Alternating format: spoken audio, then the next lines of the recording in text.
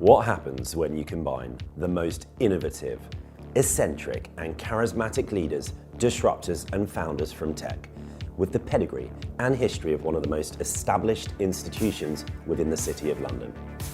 The Searching for Mana podcast will be produced in partnership with the London Stock Exchange. I'm Lloyd Wildhead, the host of Searching for Mana.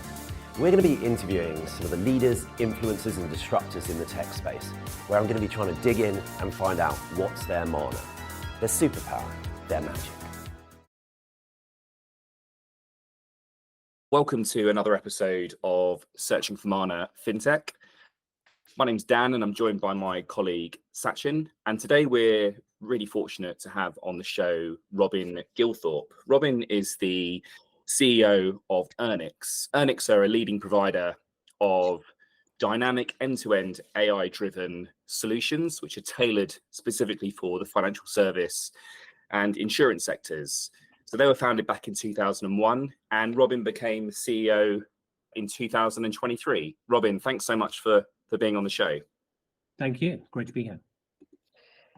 Robin, if I could just dive in and ask you to explain a little bit about Earnix, the business, and then go on to really give us a bit of insight into what the unique value proposition is and how you're looking at disrupting the current insurance market. Sure. So as Dan mentioned, right, we focus on this category, which we lead, of being dynamic and also end-to-end in providing an AI-based SaaS platform specifically for insurers. What we do is we help them to react dynamically, essentially in real time or near real time, to either internal operations or external market conditions. And that's really an unprecedented move for the sector. So what they can do is they can introduce new products in days, or even frankly, technically in hours, not in months or years. And they can also tune their in-market offerings dynamically. And so the platform is used by the specialists who do risk evaluation, risk selection, risk pricing, and rating. And it's all supported by, as you would imagine, all the necessary reg reporting and filing and so on needs. And what is the kind of total market opportunity for a solution like this? What is the incumbent process at the moment? What do people currently use, and why? And what is the sort of process of switching over and utilizing Earnix? Yeah, well, I mean, so the insurance sector is a huge sector, right? 5-6 trillion on a global basis. So it's fair to say that the market opportunity overall is very large. Certainly tens of billions, arguably more on an annual basis. But the impact is also huge. We know from our prior experiences that when we implement with customers, this has tens or hundreds of millions a year of impact on their businesses. So, huge impact.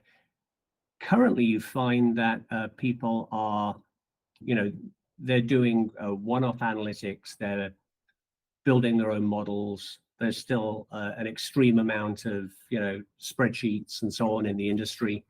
And, the challenge that you end up with is that, this is an industry where actually, contrary to sort of stereotypes and even to, frankly, the slightly down on ourselves way that insurers, I was a practitioner myself for a number of years, that we talk about ourselves in the industry, there's plenty of innovation. The problem is there hasn't really been a great mechanism, a great conveyor belt to get those innovative ideas into market in a relevant time so you can maximize the opportunity.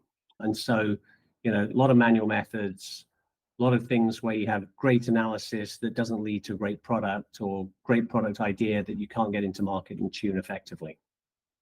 And I know Dan will talk about kind of go to market a little bit later on, but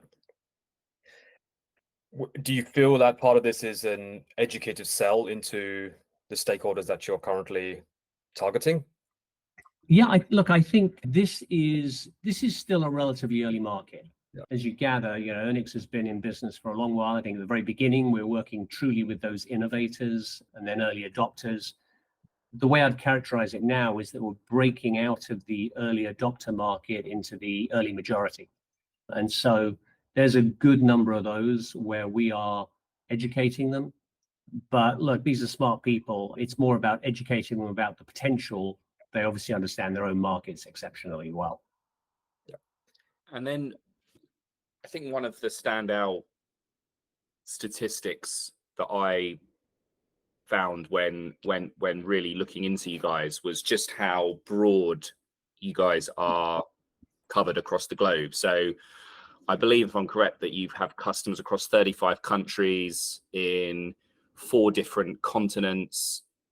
So financial services is typically quite a localized industry, and insurance probably even more so. So what have been the challenges, and how do you cater to the diverse needs of various customers across those territories? Yeah, it is definitely unusual to find players that aren't, just absolutely massive corporations that serve that many different markets. And so I think we've been a little unique in that sense. I think the first thing is we realized early on that it was important to build the platform so that we weren't recoding things, writing new code for every single new requirement.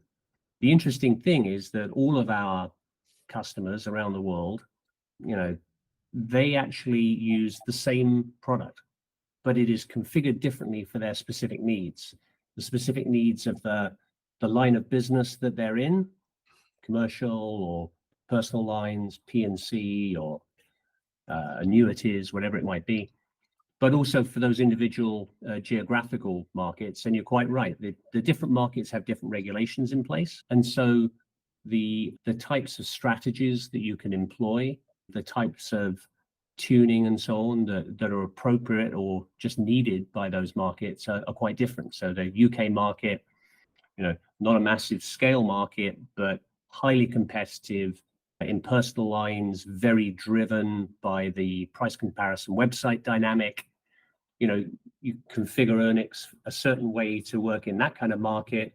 In the US, where you have huge scale and different regulation and dynamics, we actually configure it in a fundamentally different way. And it also means that the reporting requirements and so on are quite different, right? The US is a pre-filing regulatory environment rather than a post-reporting type of environment. And so some of that back-end stuff I talked about in terms of the reporting and the regulatory support is actually different in each case. But it's a real unique to be able to do that with configuration, not recoding. And so part of what that means is that we're interesting to people in all of those different markets. We're disproportionately valuable to those insurers who are multi-jurisdiction writers, because they can use one product across all of these jurisdictions. They get a lot of benefits in terms of their own operational leverage and also, frankly, risk oversight.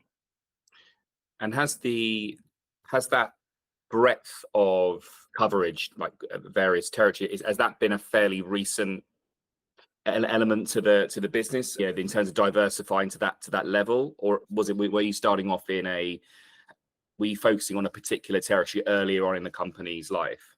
Yeah, I mean, I think we were deliberately distributed from early, but obviously didn't have that level of geographical exposure from the get-go. We deliberately built the product to be an international, a globally appropriate product. And and I think we've reaped the dividends from doing that. It definitely forced our technical guys to think very carefully, to think very hard about how they maintain that capability and also support the intense scaling demands that we see. So this is a platform. Last year we processed about 2.6 billion quotes and supported about 160 billion in gross written premium. So very substantial businesses, very high throughput, and to do that while maintaining flexibility is non-trivial. And is that, and I want to be careful of using this phrase to sound, it sounds disparaging. I hope it doesn't come across like that. But I think from when you said about the technology, is it really trying to make that technology as cookie cut as possible in terms of that stays as standard for the majority of the territories, and then you employ your specialists in the business to bespoke the tech to the customer? Look, we definitely focus on making sure that the back end technology is as repeatable and predictable as possible. That helps with scaling. It helps with, our ability to maintain service levels and so on. The work that we do with individual customers at the front end is very much what gives it its unique character, right? And it's, it depends on the data the individual customers have, which particular external data feeds we're getting to take advantage of. And then also, each of them, wants a particular view and a particular workflow as well. Things get done in different sequences in different markets. So, in London specialty markets, there's a different order of play than there is in, general specialty markets, for example. Yeah. Well, whatever you're doing, it's clearly working, given that incredible variety of countries and continents that you have a presence. Well, we've made a good start, but I think the important thing is, nobody cares how you start. People care how it ends. Indeed. So you mentioned utilizing cutting edge technology earlier in the show, and really keen to understand. Careful to not, you're an ex-practitioner yourself, so careful to not be overly harsh to anybody. But as you mentioned earlier, people coming out of building their own risk models, utilizing spreadsheets, but the adaptability to utilizing AI, is there a process that they have to go through, or trust the fact that this is going to empower them with effective decision making versus be sort of a hindrance to their process? Yeah. So look, I mean, first thing is to say that, the insurance industry, among all the segments within financial services, has perhaps been less well served on really cutting edge technology than, say, capital markets or even banking. The second thing is obviously the nature of the industry. People don't just spend all day thinking about risk. Yeah. They spend their whole careers thinking about it. And so, it's very important to make sure that you can get people comfortable in terms of, making sure that they understand the risks of not moving as well as the risks of moving. There are many insurers out there where they've developed specific expertise in specific subsegments of the market, and that's great. One of the key things that we do at Earnix is we make sure that they can bring their own models, their own specialized data, and so on, and incorporate that alongside the models and the third-party data and so on that we will have resident in the system. So, it's not a question of saying, hey, that stuff that you've used, great, we're now going to supersede it. No, actually, we don't think that's the right answer. We want them to be able to use the very best of the areas where they're truly differentiated, but also to complement that with, standard, industry-wide, a lot better than the market capabilities on a broader basis. And it's really that sweet spot that helps to get people moving, because then the enthusiasts in these modeling and these AI areas can keep their good stuff, but put it into a process that means that they're not then the ones who are having to deal with the integration, the reporting, some of those other burdens that otherwise are obstacles to them, getting in market. And I would assume that once individuals see the results and the level of insights, analytics, and sophistication of that can help accelerate the business and the platforms, the level of adaptability or the level of adoption, I should say, should hopefully naturally increase as from an industry-wide perspective. Yeah, absolutely. And in fact, for our existing customers, we very carefully, keep an eye on adoption and make sure that we're fostering the right kinds of behavior so that they're getting to use it. Look, in the final analysis, I think the real acid test here is, do people keep using it and do they stick with us? And I'll tell you that, our existing customers, every year, a high 90s% of them renew.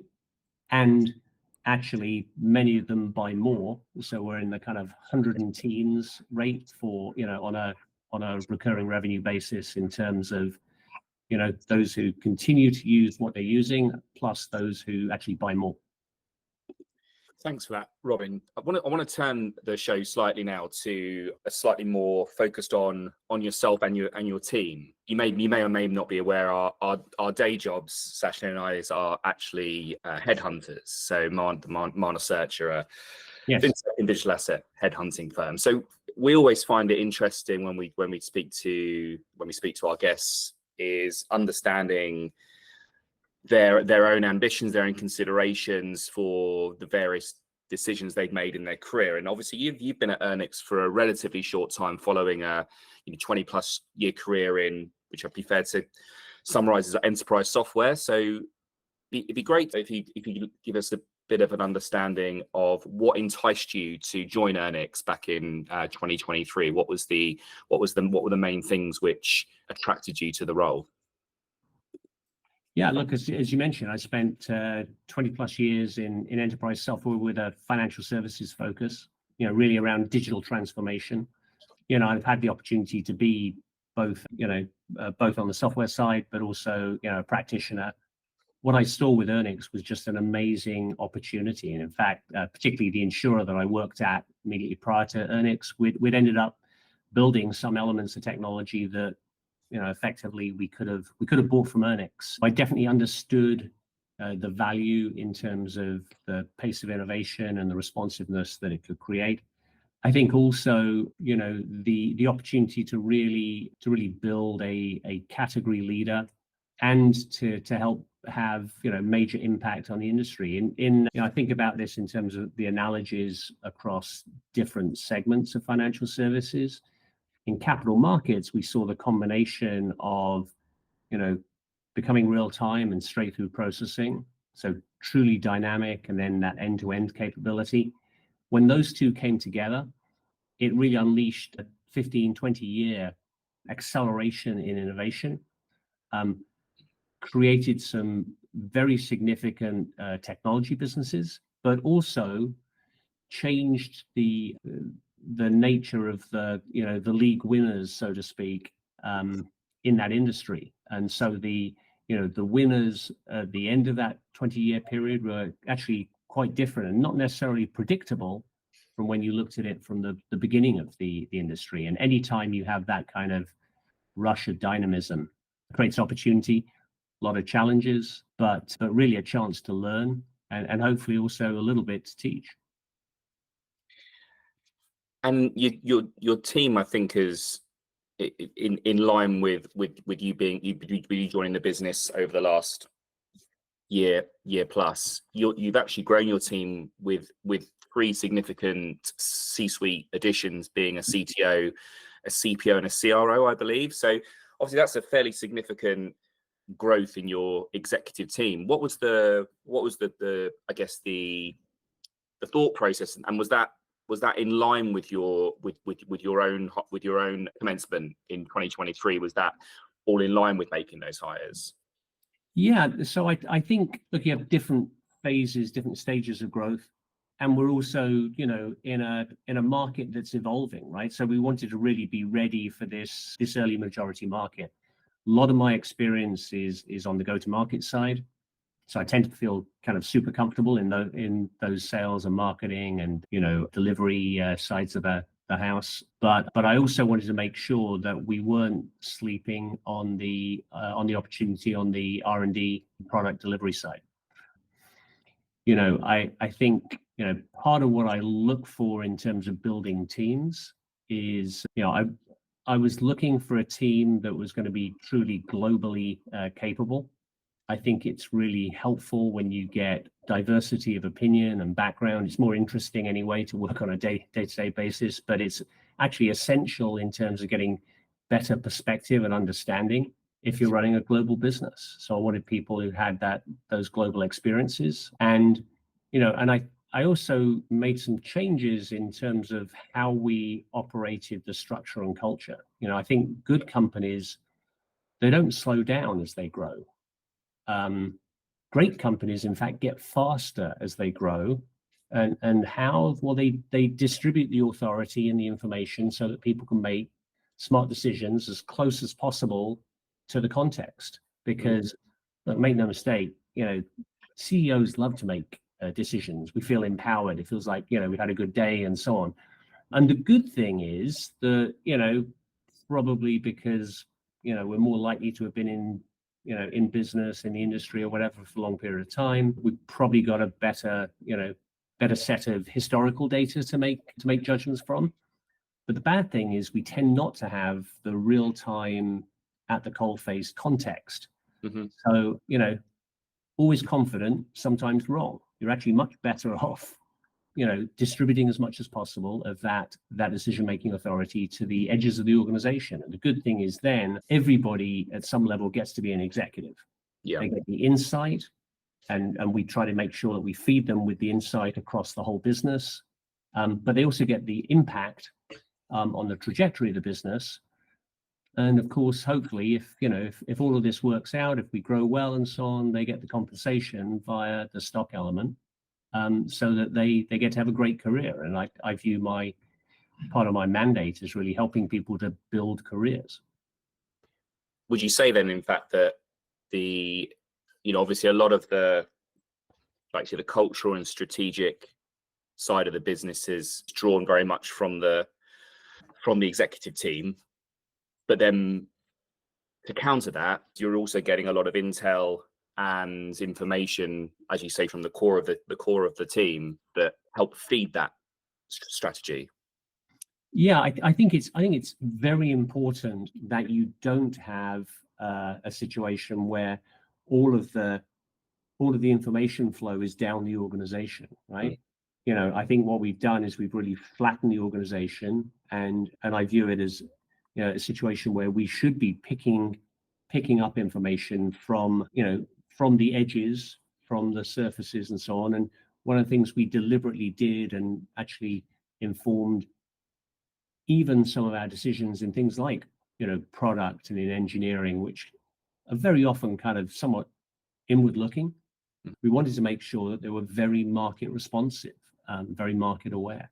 And so one of the things we've changed is just how much market interaction those teams are getting. And it's we've already seen positive impacts as a result. I mean, that must be highly beneficial. I mean, one of the things that Dan and I spend more time than we'd care to admit with founders and leadership teams is exactly that issue, that technology as a function doesn't always have the doesn't always have the insights from what is commercially viable, and as a result build product or iterations of product and tech, which is wonderful, but right now has little commercial value to the business. And very often we speak with founders where founders find that that's a complaint. My tech team aren't looking at the commercial element of this. Well,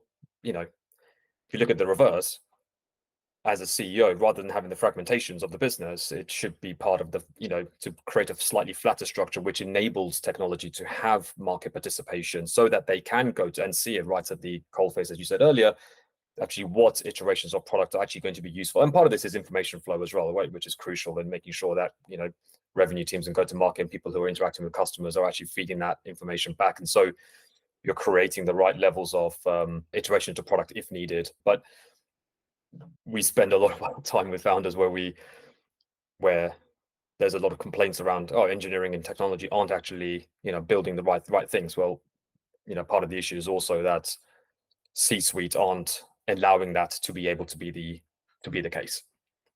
And as a result, you get this fragmentation. Yeah, and I think there's a couple of interesting things bound up in your comment there. So, firstly, it shouldn't just be about me or my colleagues in the executive team allowing people to get market input or to take responsibility, right? They should be seizing that opportunity. We need to reduce all the barriers for them to be doing it and creating the venues for them to do it.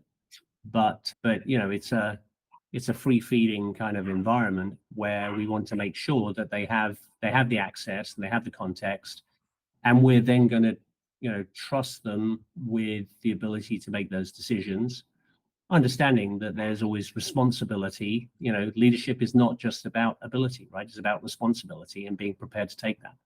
But I think that really accelerates people's path in terms of getting the experiences they need to develop a career. And we want to be an employer of choice. And I think when we look at why people join places and why they leave places, job content and career progression always come up, to the top 3 reasons why people make those choices, right? So we think we can really have a strong thumb on the scale in terms of making sure that we're competitive in that sense.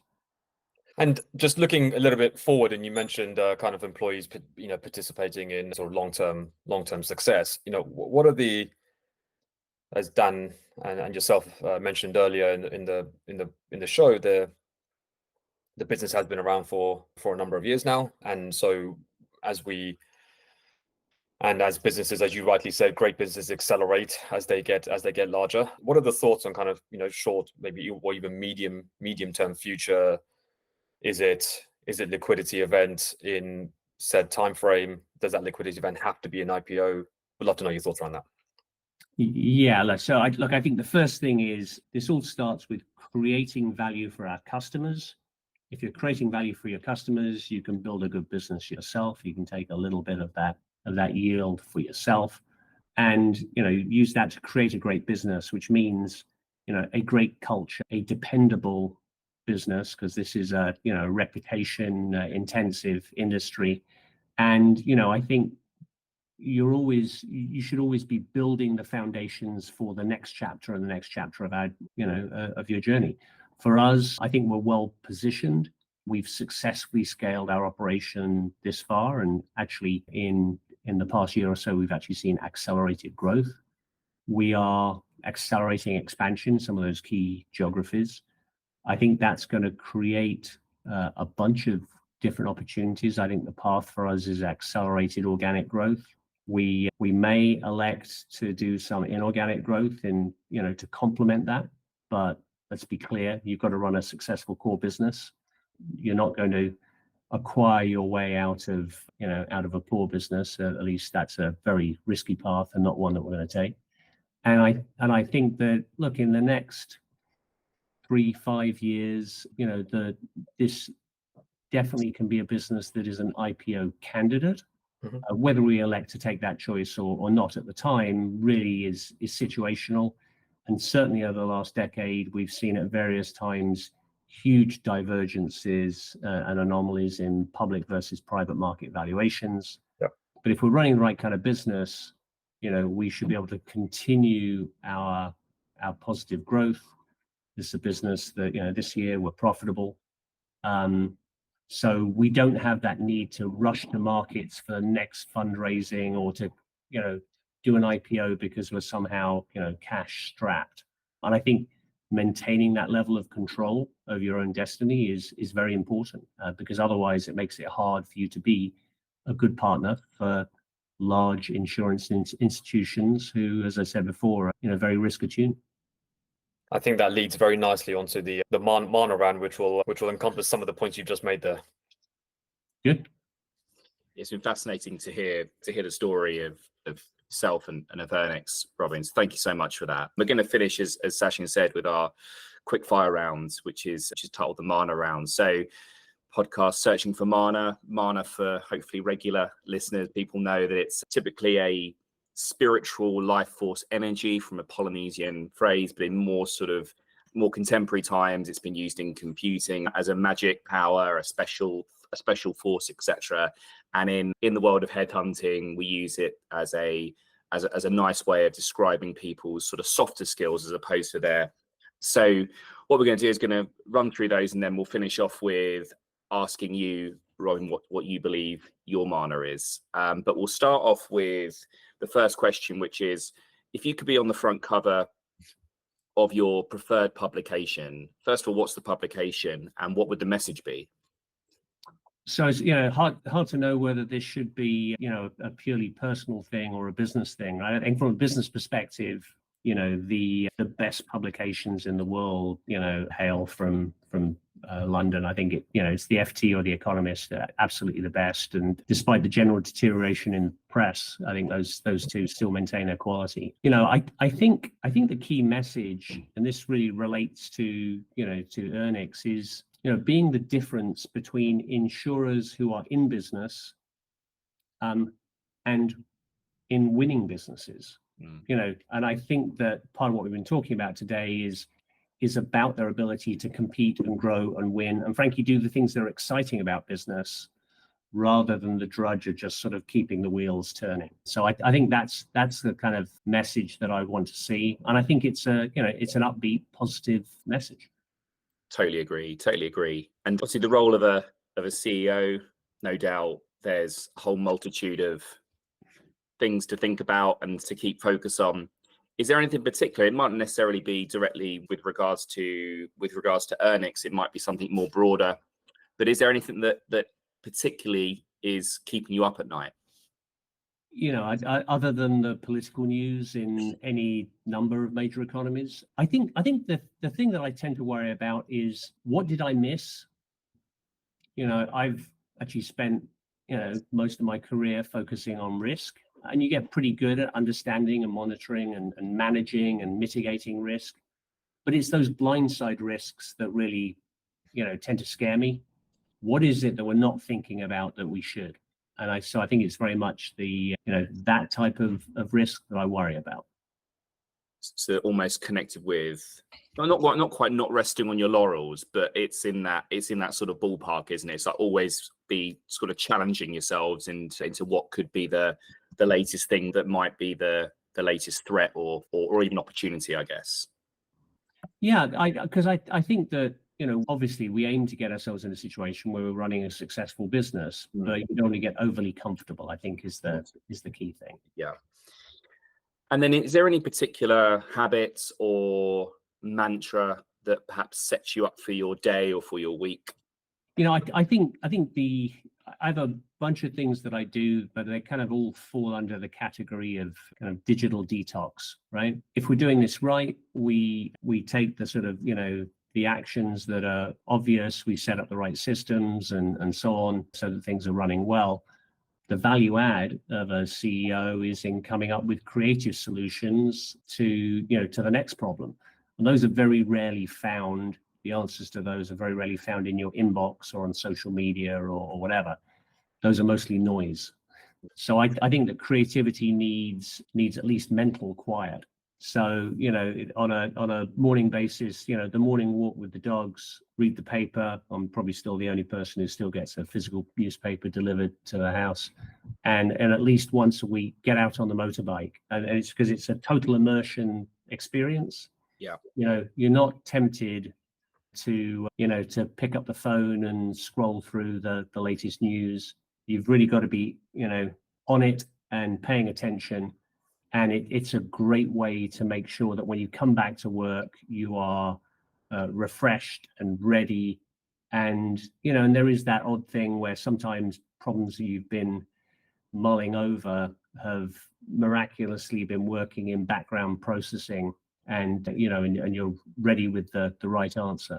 And I think that the final thing is, like, before a big meeting or a big event, if you can still find one, then go find a shoe shine and make sure that you don't spend it looking at your phone. It just forces a moment of calm, especially in the city.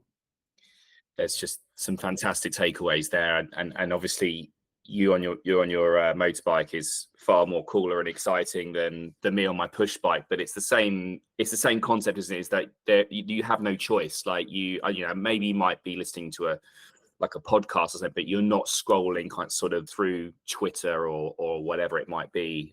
You're forced to take that break. And what you said at the start as well about taking, lots of people now I know take that time in, whether it be in the morning or whatever, to go for a walk and leave their leave their phone and anything digital at home as well. Even not even a podcast, just go and just actually enjoy it completely digital free. And it's such a nice experience. Is there sorry, go on, carry on. No, just moving on. Is there a particular passage in a book? Is there a quote that has resonated throughout your career or your life that keeps you motivated, keeps you switched on? So, you know, I'm British by birth, but American by choice. I'm a citizen. So I think the historical, the British one, I think it's hard to beat the St. Crispin's Day speech from Henry V from Shakespeare, right?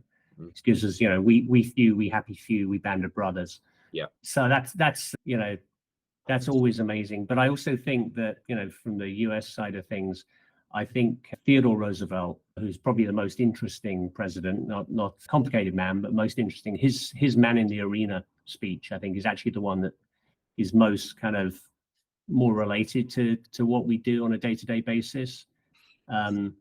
I personally love that one as well. I think it's not the critic who count, right? But I think that's a great quote, and I think it's a good reminder to us all, that unless you're the one who's right there, don't be over judgmental. And we talked a bit earlier about my theory of making sure we distribute decisions.